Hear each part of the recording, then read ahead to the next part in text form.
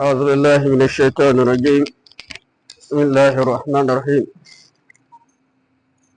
إن الحمد لله نحمده ونستعينه ونستغفره ونعوذ به من شرور أنفسنا ومن سيئات أعمالنا. من يهده الله فلا مضل له ومن يضلل فلا هادي له. وأشهد أن لا إله إلا الله وحده لا شريك له وأشهد أن محمدا عبده ورسوله صلى الله عليه وسلم وعلى آله وصحابته والتابعين لهم بالإحسان إلى يوم الدين. سبحانك لا علم لنا إلا ما علمتنا إنك أنت العليم الحكيم. اللهم علمنا ما ينفعنا وانفعنا بما علمتنا وزدنا علما. رب اشرح لي صدري ويسر لي امري واحلل عقدة من لساني يفقهوا قولي. La louange à Allah, il est digne de louange et nous le louons. Nous le demandons son aide et son soutien et l'implorons secours pour nous assister dans toutes nos actions et le demandons pardon de nos péchés. Et c'est ainsi que nous le demandons de nous préserver contre tout mal, provoqué, causé par nos aptitudes, nos comportements. Celui que Allah a guidé, personne ne peut l'égarer. Et quiconque choisit la voie de l'égarement et qui s'égare, personne au monde ne peut le guider en dehors d'Allah. J'atteste qu'il n'y a point de divinité qu'Allah, il est l'unique Seigneur, il n'a pas d'associé à sa royauté, et atteste que Mohammed est son serviteur, son messager. La paix, le salut et la bénédiction d'Allah soit sur lui, sur sa famille et sur tous ses compagnons et tous ceux qui le suivent. Ils l'ont suivi et le suivra jusqu'à la fin des temps. Chers fidèles, louange à Allah pour ses bienfaits, pour le souffle et la santé que nous a accordé ce jour, de nous retrouver à nouveau en bonne santé, de par sa volonté, sa miséricorde. Nous demandons à Allah de nous guider davantage et de nous préserver contre toute situation d'égarement et toute conséquence négative due à nos actes, à nos comportements qui fâchent Allah. Aujourd'hui, dans ce sermon, le sermon porte sur les invocations non exaucées et leurs conséquences. Les invocations non exaucées, leurs causes plutôt. Les invocations non exaucées et les causes qui entourent également ce refus d'Allah de nous exaucer. Nous sommes des êtres humains, c'est Allah qui nous a créés. Allah est le créateur de l'homme. Il a également inspiré à l'homme. Il a mis en l'homme les ambitions. Et il a donné aussi la nature des efforts pour atteindre ces ambitions et objectifs de la vie.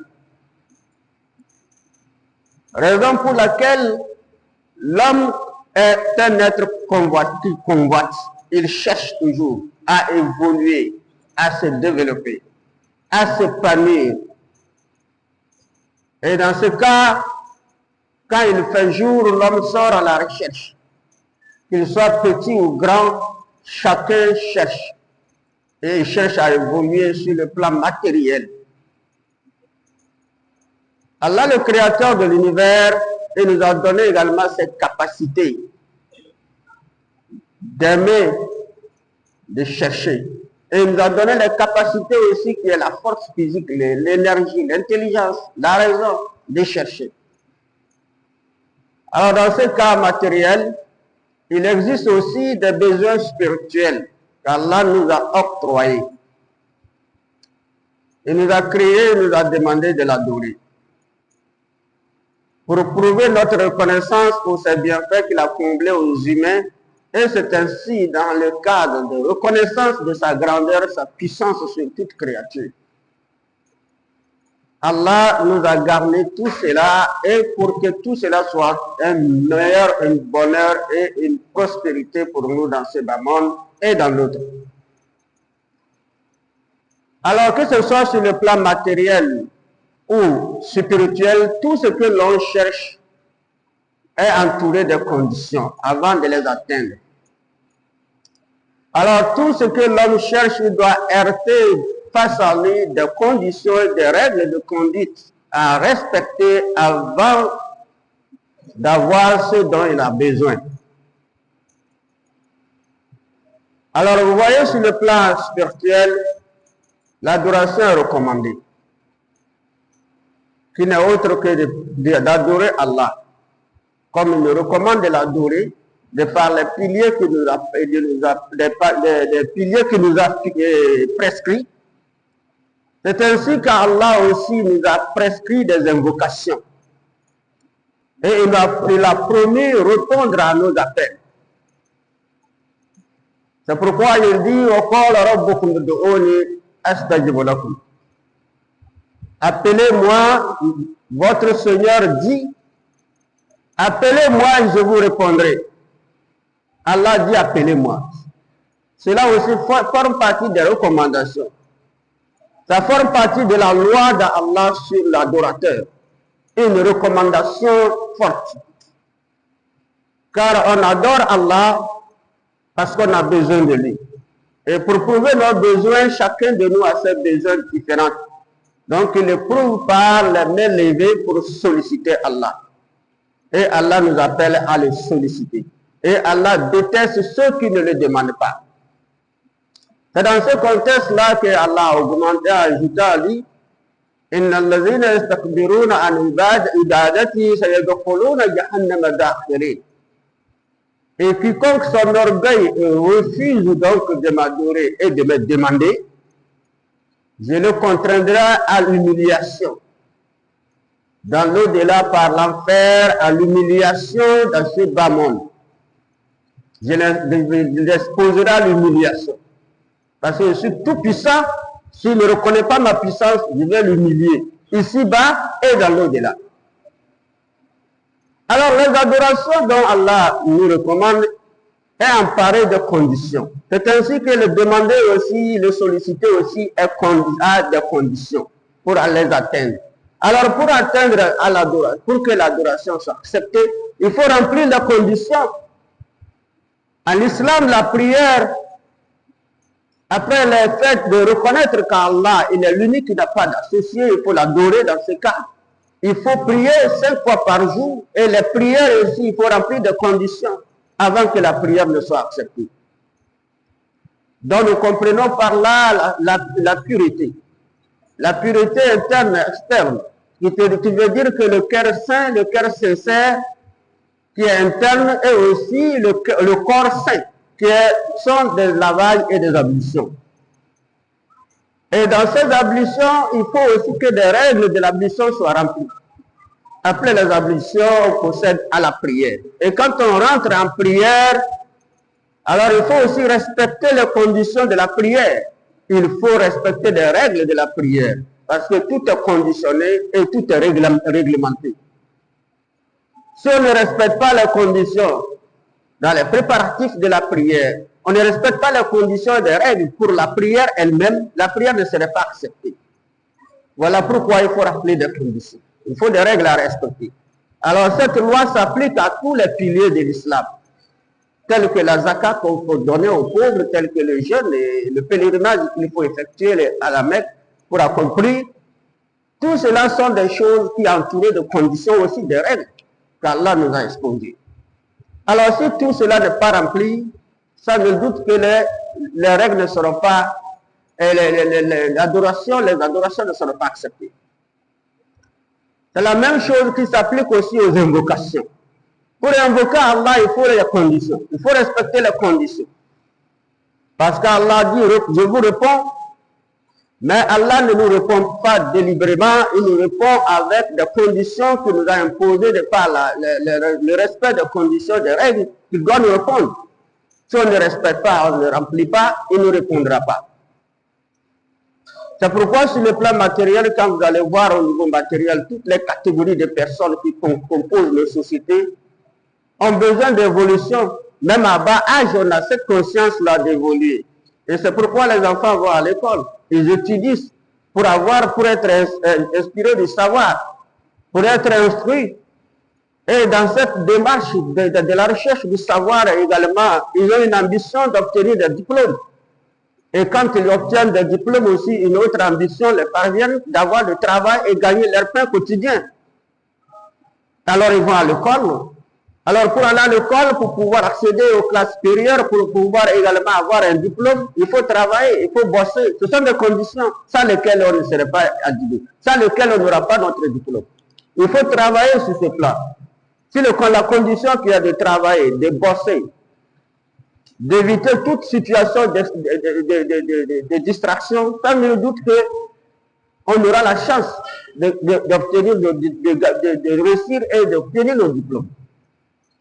Et c'est ainsi que lorsque une personne est en quête des emplois, que ce soit au niveau de l'administration publique ou privée, alors celui-là qui a étudié là, les diplômes et qu'il sent qu'il a une capacité de pouvoir remplir ses conditions de capacité, ce qu'il a obtenu comme savoir, alors il ne va pas rentrer dans un poste de fonction pour travailler sans passer par un certain nombre de conditions à travers des entreprises publiques ou privées, à travers des services d'État. Il va avec des dossiers pour frapper les portes de grands services pour demander également être embauché. Alors lorsqu'il demande l'embauche, on le demande les dossiers à fournir. Si les dossiers ne sont pas complets, ils ne seraient pas acceptés. C'est-à-dire la condition, c'est que le dossier soit complet. Et c'est ainsi qu'au niveau aussi d'aller plus loin, quand on rentre au service, avant de rentrer au service aussi, il y a autre voie qui est le concours. Si on ne passe pas par le concours, ce que nous voulons obtenir, on ne gagne pas. Il faut cette condition.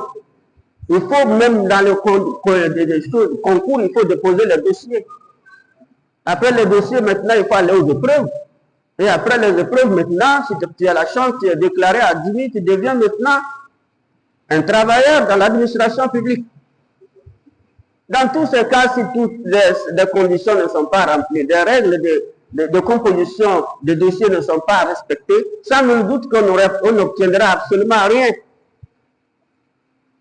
Alors, pourquoi nous pouvons penser que nous allons prier, Allah va accepter, sans condition? Pourquoi nous pouvons penser que nous allons demander, Allah il va accepter, sans qu'il y a condition, qu'il y a des règles? Ce n'est pas possible. Étant donné que dans notre vie quotidienne, matériellement, c'est ainsi, il y a les conditions sur tous les plans. Au niveau du commerce, c'est pareil. Il faut avoir un capital, il faut commencer son commerce. Il faut maintenant respecter les clients. Ce sont des conditions. Et maintenant, on cherche à obtenir les bénéfices. Si on ne vend pas, il n'y a pas de bénéfices. Si les articles n'attirent pas les clients, on ne vend pas et on n'aura pas de bénéfices. Et si nous vendons, nous avons des bénéfices. Il faut avoir une notion de gestion des finances. Si on n'a pas une notion de gestion, nous allons perdre et puis on n'aura rien. Toutes ces conditions sont là dans notre vie quotidienne en matière, sur le plan matériel. Alors, sur le plan spirituel, c'est la même chose qui s'applique. C'est la même chose qui s'applique. C'est pourquoi le musulman devait comprendre qu'il y a les prières ou les jeûnes qu'il peut faire, Dieu va rejeter, il ne prend pas. C'est ainsi qu'il y a les invocations, il va lever la main, demander, Dieu ne prend pas. Parce que les conditions ne sont pas remplies. Alors, dans le cadre également des invocations,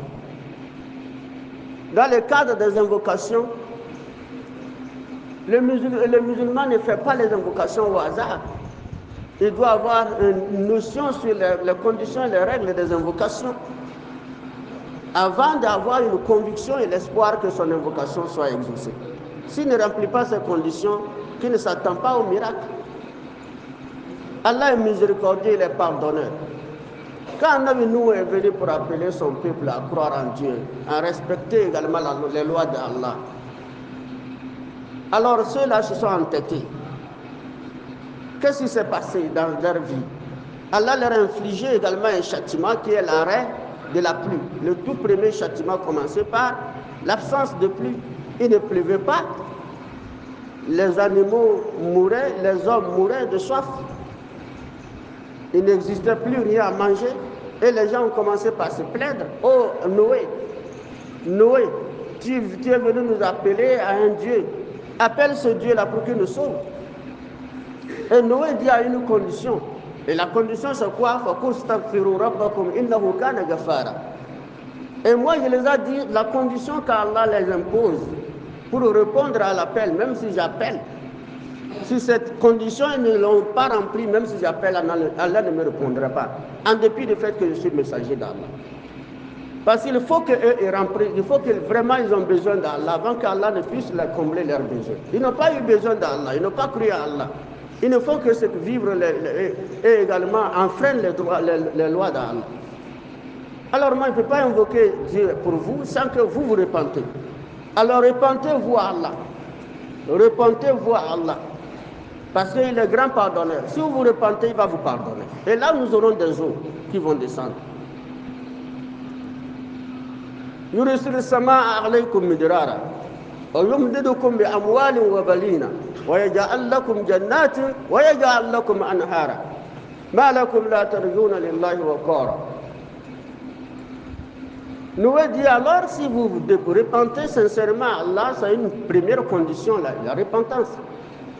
La deuxième condition ici, c'est que vous allez bénéficier de cette repentance. Et la deuxième condition, vous abandonnez ce que vous croyez, l'associationnisme.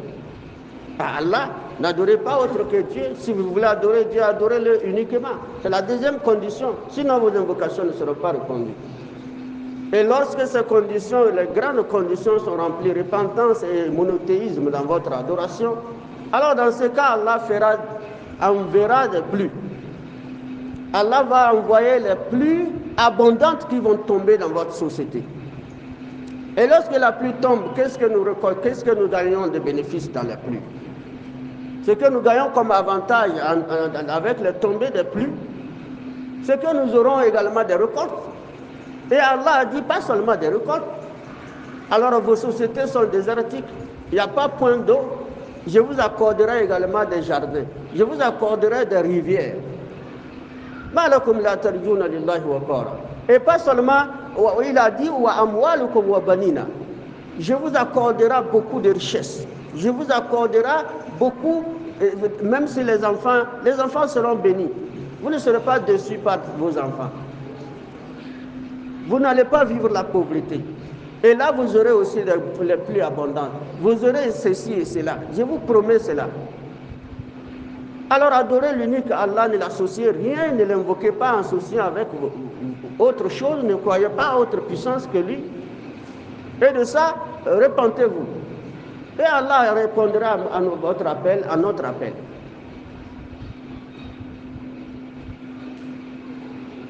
Alors, il dit,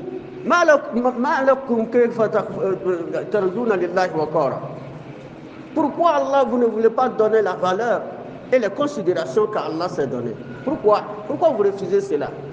Pourtant, vous n'avez pas ce niveau. Vous êtes des infimes créatures sur la terre. Vous n'êtes rien. C'est lui qui vous a créé. Vous ne pouvez pas vous entêter. Si vous faites autre chose, vous voulez enfreindre ces lois, il ne répondra pas à votre appel. Alors, si nous observons un peu notre société, nos époques, nos différents pays actuellement, à notre époque, à notre siècle, pour la plupart, Allah ne nous punit pas avec l'absence de pluie, comme il a fait au temps de Noé. Mais il nous punit avec quoi? Des punitions encore plus que nous n'observons pas, nous n'analysons pas, nous ne considérons même pas, mais pourtant ça nous inflige. La pauvreté extrême. Aujourd'hui, quand on parle de cette époque, il y a plus de l'argent qu'avant. Mais combien de personnes ont de l'argent? Et combien de personnes qui ont de l'argent aussi juste de leur argent? Dans le temps, il n'y a pas d'abondance d'enfants. Aujourd'hui, nous avons plus des enfants, beaucoup d'enfants. Le monde est rempli, mais des enfants impolis, têtus, dont nous souffrons, nous regrettons même certains leur naissance. Ce n'est pas un châtiment, ce n'est pas une souffrance. Alors nous nous marions, nous cherchons à nous marier, nous remplissons toutes les conditions. Et dans la dernière, c'est les rassemblements des imams, des invocations, qu'Allah leur accorde la prospérité, la chance, la compréhension, qu'Allah les préserve sur sa vie. Il suffit seulement que madame rentre à la maison, on commence la vie conjugale, c'est le trouble qui commence. Où sont ces vocations-là, sont parties où? Où la paix que les imams là ont demandé? Ça veut dire que ça ne passe pas exaucé. Parce que nous, ceux qui sont dans le couple, on n'est pas rempli les conditions. Les conditions, les devoirs et les droits de chacun. L'homme ne respecte pas les droits de la femme ne respecte pas les droits de l'homme. L'homme n'accomplit pas son devoir, la femme ne veut pas accomplir son devoir. Chacun est têtu de son côté. Chacun a l'arrogance vers ce côté. Chacun veut affirmer qu'elle a raison. Chacun veut attribuer l'injustice à l'autre. Alors si on a la chance qu'il y a la longévité ou bien la continuité de la vie conjugale, alors nous vivons péniblement, nous vivons dans la souffrance. Il n'y a pas de paix, il n'y a pas de quiétude. Voilà les enfants qui naissent dans ce conflit et les enfants maintenant observent, ils deviennent autre chose parce que la bonne éducation n'est pas lorsqu'il y a des disputes. C'est autre chose. Mais l'époque, les de Noé, ils n'ont pas connu tout ça. Mais ce qu'ils ont connu, c'est la sécheresse seulement. Mais nous, qu'est-ce que nous vivons aujourd'hui? Et c'est ainsi que ça veut dire, est-ce qu'on n'invoque pas Allah? On invoque Allah abondamment. Celui qui cherche, il invoque Allah. Il demande encore aux gens d'invoquer Allah. Mais après tout, il heurte le contraire. Il se retrouve dans le contraire. Il vit ce qu'il n'espérait pas. Où sont passées ces invocations? Alors, on ne se répand pas. On commet des péchés, abondants péchés. Nous ne nous soucions pas de ces péchés. L'insouciance de nos péchés, l'insouciance de la conséquence de l'absence de repentance. Comment pouvons-nous vivre et comment Allah va répondre à nos appels? Nous sommes à la mosquée, nous sortons, nous avons d'autres choses que nous invoquons. Nous avons des marabouts, nous avons des charlatans. Comment voulons-nous qu'après la prière, on va dire Allah donne-moi, Allah va te donner? Tu as déjà ceux qui te donnent, Allah t'abandonne. C'est pourquoi nos invocations ne sont pas exaucées. C'est pourquoi il y a aussi des comportements exagérés. Il y a plusieurs situations qui enfreignent nos invocations, qui ne montent même pas au ciel. Allah ne regarde pas, il ne répond pas. À cause de nos comportements, nos attitudes, notre incroyance, notre incohérence même dans nos actes. On dit la ilaha illallah, demain on dit autre chose. On dit oh Allah, Allah, demain on est avec notre talisman en train de souffler encore sur ça. Ça ne peut pas marcher avec les invocations. Allah ne répond pas. Quand on l'associe, il nous abandonne. Il nous abandonne à celui que nous avons associé. C'est pourquoi à l'époque, dans une époque où il y avait un savant, un imam savant qui avait des étudiants. Au cours d'un cours où il a abordé également les thèmes relatifs aux invocations non exaucées, constatées dans la société. Les élèves l'ont demandé alors, les étudiants l'ont demandé, alors, professeur, oh imam, pourquoi alors nos invocations ne sont pas exaucées? Et il a répondu, l'insouciance de certain nombre de choses très importantes. Si vous ne vous souciez pas de certains nombres importants, de choses importantes, vos invocations ne seront pas exaucées. Il s'agit de la barbarie dans le comportement. Vous voyez l'homme d'aujourd'hui, il marche, il vit comme s'il n'a même pas un Dieu. Il vit comme il n'a même pas de père, il n'a pas de mère, sans éducation. Son attitude, l'animal est mieux. Comment voulez-vous que votre chose, vous ne vous souciez pas de vous-même, à plus forte de raison de penser à Dieu, et à plus forte raison de penser aux autres, au bonheur de l'autre. Alors comment est-ce que vos invocations seront exaucées? Et il a énuméré 10 choses qui sont les causes. Qu'Allah nous facilite la compréhension, qu'il nous guide sur le droit chemin. اهدنا الصراط المستقيم صراط الذين أنعمت عليهم غير المغضوب عليهم ولا الضالين آمين. أقول قولي هذا أستغفر الله لي ولكم وسائر المسلمين من كل ذنب واستغفروه إنه هو الغفور الرحيم.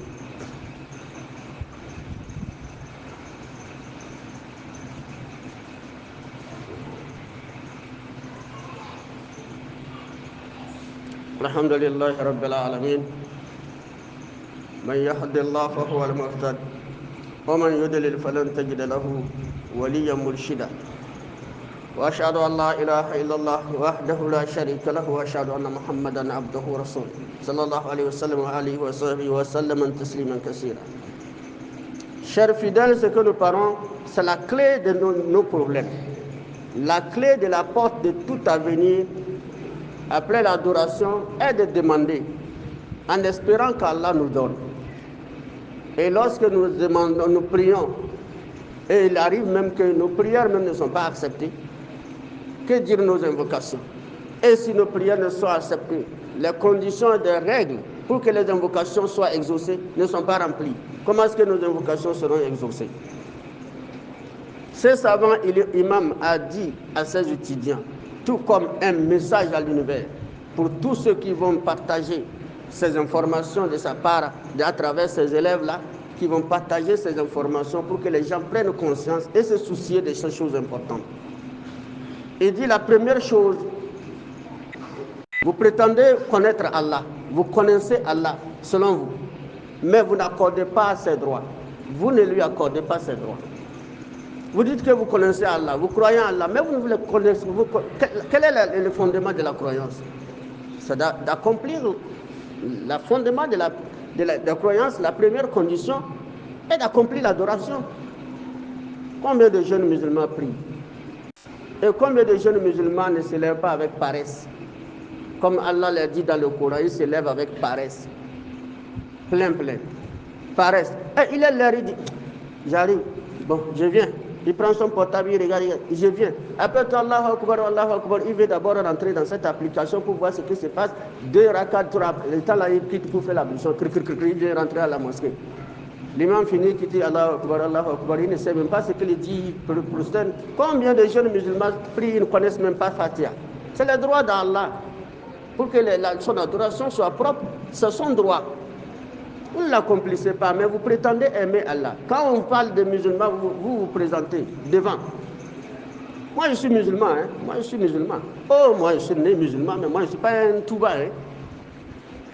Un touba connaît le Coran propre. Mémoriser le Coran, mais toi, tu ne connais rien. Tu n'es pas un touba. Quel est le sens de ta naissance dans l'islam? Tu vantes, je suis né musulman. Mon père est ici, ma mère est ici. Pourtant, tu ne connais rien. Pourtant, tu fais avec paresse. Tu ne cherches pas à connaître. Mais tu connais beaucoup de choses. Tu connais le nom de tous les footballeurs. Les buts marqués par an. Par trimestre. Tu connais également les pénaltys arrêtés, les pénaltys marqués. Tu as tout dans la tête. Mais Fatiha, c'est difficile pour toi. Si tu as trouvé Fatiha, maintenant, il faut les réciter. C'est encore le problème. Mais tu veux demander, Allah va te donner. Il t'a donné l'intelligence là pour mémoriser les noms des artistes et des joueurs, des billes marqués, des albums des artistes. C'est pour ça qu'il t'a donné l'intelligence.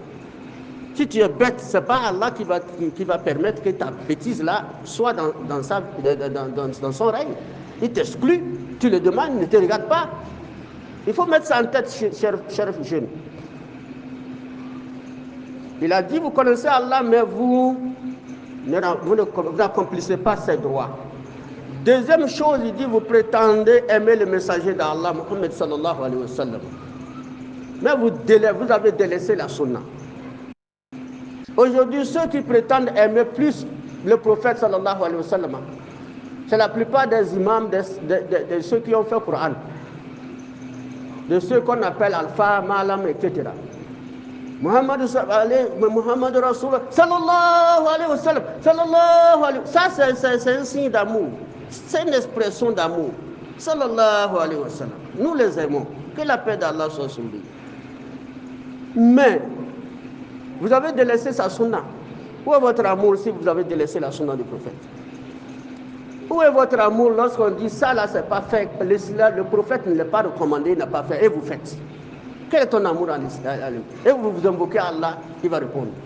Vous utilisez également des innovations, les actes d'innovation, des rassemblements des innovations pour demander à Allah, alors que vous avez manqué de respect à son livre, à son messager Mohammed sallallahu alayhi wa sallam. Vous voulez qu'il réponde? Il faut tout cela mettre en tête. Troisième chose, ces savants ont attiré leur attention sur une autre chose. Il dit alors, Allah vous a octroyé ses bienfaits, mais vous ne le remerciez pas. Allah vous a octroyé ses bienfaits, mais vous ne le remerciez pas. Combien de musulmans disent Alhamdulillah? Même il est parti depuis le matin, il n'a rien gagné. Dans son commerce, dans son travail, toute la journée c'est sec. Et il est quitté le soir, il a trouvé au moins 500, il a dit Alhamdulillah. Combien de musulmans? Tu as oublié d'autres bienfaits? La santé. Tu as oublié ça? Ce n'est pas un bienfait d'Allah. Tu vis ça. Mais c'est l'argent que tu n'as pas trouvé là. Tu vas commencer par blâmer les gens, tu vas commencer par condamner les gens, attribuer la faute aux gens, attribuer la faute, et maintenant commencer même pas à manquer de respect à Allah. Ne pas reconnaître le destin. Et tu pries, tu veux que Allah va exaucer. La quatrième chose est que l'absence de concentration dans ces invocations. Vous manquez de concentration. Vous manquez de concentration et aussi d'espoir. Pourtant Allah nous dit invoquez-le avec humilité et espoir. Vous n'avez pas d'espoir. Vous invoquez à un moment donné, vous pensez que depuis des années, j'invoque même Dieu. Ça seulement ton invocation est rejetée. Cette pensée-là, elle est négative, c'est satanique, c'est jeté. Et tu sors vite. Pourtant, il se fait que cette invocation-là va accepter, mais tu l'as rejetée. Pourtant, il se fait qu'Allah va accepter ce que tu demandes tout de suite là, mais tu l'as fait rejeter. Par toi, tes pensées, ton absence d'espoir. La distraction. Il n'y a pas d'humilité dans l'invocation. On est assis, on est en train d'invoquer Allah, on est en train de penser, on avait un appel là. Il prend encore portable, il regarde, il commence encore, il entend un message, il prend, il regarde. Mais Allah va répondre ça. Tu penses à autre chose, tu invoques Dieu. La cinquième chose, le savant a dit, vous dites que le Satan est mauvais. Mais vous ne cherchez pas à le fuir. Vous ne cherchez pas à fuir le Satan. Mais vous prétendez qu'il est mauvais. Vous ne fuyez pas le Satan. Parce que vous n'invoquez pas Allah, vous avez pensé que c'est la voix de Satan qui va vous donner de l'argent. Vous allez au maraboutisme, au fétichisme. Même si sacrifice humain, vous allez le faire. Tuer quelqu'un pour avoir l'argent. Vous cherchez Satan. Mais vous allez voir quelqu'un, un individu, l'acte qu'il a commis, consciemment, il sait que c'est dangereux. Mais il l'a fait. Et à ce moment, quand il sort, il heurte deux personnes qui sont en palabre, en train de disputer. Il s'arrête, il les sépare, il fatigue. Il se fatigue. Ces gens acceptent, ils disent, oh, vraiment, vous là, oh, Satan me met mauvais, quoi. Ah bah, comprenez. Pour toi qui est grave. Vous dites, cinquièmement, vous dites que le paradis est une vérité. Mais vous ne cherchez pas à l'avoir. Si le paradis est la vérité, c'est une promesse d'Allah. Pourquoi vous ne cherchez pas à avoir le paradis? Et chercher à avoir le paradis, c'est de se répandre, c'est d'éviter les shirk, c'est d'invoquer Allah abondamment, de nous guider sur le droit chemin, de nous épargner de l'égarement, d'être sur le droit chemin, de connaître les droits d'Allah en matière d'adoration avec des conditions qui l'entourent. Et là, vos invocations seraient exaucées. Si vous ne le faites pas, vous demandez paradis, c'est nul. Vous n'aurez pas le paradis, parce que vous ne cherchez pas le paradis. Vous ne cherchez que autre chose. Ou quasiment vous ne faites votre invocation n'est entourée que le matériel. Allah donne-moi santé, donne-moi l'argent, donne-moi santé, donne-moi l'argent, Allah donne-moi prospérité, promotion, Fatiha, Amin. Qui donne même la sadaqa avec l'intention, la promotion, avec l'intention, la richesse, avec l'intention, ceci. Aucune intention du paradis, aucune intention de repentance, aucune intention d'abandon de l'associationnisme. Mais vous ne voulez pas le paradis, vous ne voulez pas l'avoir, en dépit que vous croyez. Alors que vous dites que l'enfer aussi est vrai. Vous dites que l'enfer est vrai, n'est-ce pas? Mais vous ne cherchez pas à fuir l'enfer. Vous vous approchez davantage. Dieu vous a dit, voilà l'enfer. L'enfer existe, vous avez cru. Et les conditions qui entraînent à l'enfer, on vous explique chaque jour avec la lecture du Coran. Septième chose, et huitième chose, il est dit, septième chose plutôt, il est dit, vous récitez ou vous lisez chaque jour le Coran, ou vous entendez, vous écoutez chaque jour le Coran, mais vous ne l'appliquez pas. Alors ça vous rapproche de l'enfer. Vous ne l'appliquez pas, ça va vous rapprocher de l'enfer. Vous croyez que l'enfer existe, vous craignez l'enfer, mais vous vous rapprochez de lui de par vos actes. Vous pouvez le fuir aussi par vos actes. En huitième chose, le savant dit à ses élèves, à ses étudiants, il dit que vous croyez que la mort existe. Parce que vous êtes tout à fait convaincus, chacun de vous, étant donné que vous enterrez les morts, vous êtes convaincus que ça va vous arriver, vous allez mourir. Vous ne doutez pas sur votre mort à venir. Mais vous ne cherchez pas à rencontrer la mort avec les bonnes conditions. Que Dieu veut que l'on rencontre la mort pour avoir la paix. Vous ne le faites pas. Vous ne faites rien pour avoir des comportements qui vous facilitera la paix entre vous et la mort. On parle de l'enfer, on parle de tourments de la tombe, on parle de l'enfer. Mais attention, ça commence par la mort elle-même. Quand la mort vient pour ôter l'âme de quelqu'un qui ne croit pas, c'est grave pour lui. Ce qu'il ressent, le moribond, ce qu'il ressent, nous qui sommes proches, on ne peut pas le savoir. Jusqu'à ce qu'on enlève ça, on enlève l'âme. On enterre encore, voilà l'autre chose. Résurrection encore, voilà l'autre chose. Mais vous ne cherchez pas. Vous ne cherchez pas à rencontrer cette mort-là en paix. Vous voulez que vos invocations soient exaucées. Vous mangez les choses haram. Tout ce qui on mange. Le prophète sallallahu alayhi wa sallam, à son époque, il y avait quelqu'un qui a parcouru une distance lointaine, très loin. Poussiéré, il est venu à côté de la Kaaba, il a commencé par lever la main, suer avec chaleur. Le prophète a observé son comportement et dit, mais il est venu de très loin, il est fatigué. C'est quelqu'un que nous avons déjà pitié. Allah devait avoir pitié de lui, mais tout ce qu'il est en train de dire, Allah ne répond pas. Parce que ce qu'il mange, c'est haram, ce qu'il boit, c'est haram. Les habits même qu'il a portés, c'est haram, c'est issu des haram. L'argent haram. Allah ne va pas répondre ça. Vos bouches sont sales. Quand vous vous réveillez, c'est le savant augmenté, quand vous vous réveillez le matin, vous cherchez à analyser les défauts, les fautes des autres. Alors que vous avez plein de défauts. Et votre vie a besoin de réparation. Vous n'analysez pas vos défauts. Vous ne cherchez pas à savoir quels sont mes défauts, à me corriger, à me repentir. C'est pour les autres qui te préoccupent. Comment Allah va répondre à tes invocations?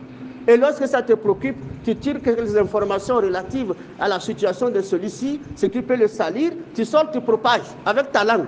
Et tu viens, tu dis Allah, donne-moi. Allah ne va pas te donner. Tu utilises la langue là pour salir ton frère, pour ternir sa réputation, pour gâter son travail, pour séparer son couple. Et tu veux qu'Allah va te exaucer avec cette langue-là. C'est avec le nez que tu le demandes, ou bien avec les yeux. Mais c'est avec la langue. La langue est sale. Alors regarde ton comportement, corrige-les. Répands-toi à Allah, cesse de salir ta langue. Et enfin, il a conclu par dire, chaque jour vous enterrez les morts. Vous enterrez vos proches qui sont morts. Mais cela ne vous sert pas de leçon. Aucune leçon. Malgré ça, on s'en fout. Vous allez voir au cimetière, les gens rient. Et tant qu'on soulève son frère, son père, son voisin, disons quelqu'un en train d'introduire dans le trou pour fermer, lui il a arrêté, cause il rit avec l'autre. Après tout, si c'est son portable qui sonne, il prend, il recule, il va, il se colle là-bas. Oui, allô? Oui, ça va? Tu as trouvé combien de tonnes? Et les fers aussi. Je vais t'envoyer l'argent par Timoni. Hein, ou bien tu vas aller à la caisse pour... Oui, oui, oui, je vais t'envoyer. C'est ça qui le préoccupe. Et vous voulez que vos invocations, l'insouciance extrême des choses importantes font qu'Allah ne répond pas à nos appels. On bavarde. Zéro. Chacun n'a qu'à revenir à lui-même. Que les imams souvent qu'on fait confiance. On vient, on leur donne de l'argent. Parce qu'on a l'espoir que leur langue est bonne. Leur ventre est bon. Haram ne rentre pas là-bas. On pense qu'on leur donne l'argent, faites-nous droit.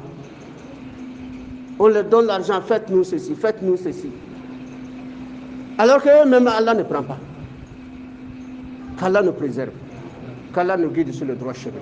Qu'Allah nous facilite la compréhension. C'est pourquoi toute personne qui est sûre de sa langue, qui est sûre de son ventre, qui est sûre de son comportement, le prophète la conseille plutôt, invoque toi-même. Si tu invoques toi-même, là tu peux demander à ton frère de contribuer. Mais si tu n'invoques pas, tu donnes seulement, alors que pour lui, il ne va pas accepter. Il se fait que pour lui, pour toi, il va accepter. Qu'Allah nous préserve contre des erreurs, l'ignorance et toute situation qui nous entraîne à cette perte. Et cette absence de réponse d'Allah est une perte évidente, ici-bas comme dans l'autre. Qu'Allah nous préserve. اهدنا الصراط المستقيم صراط الذين أنعمت عليهم غير المغضوب عليهم ولا الضالين آمين. ربنا آتنا في الدنيا حسنة وفي الآخرة حسنة وقنا عذاب النار. توفنا مسلما وأهلكنا بالصالحين ويا مقلب القلوب ثبت قلوبنا على دينك. سبحان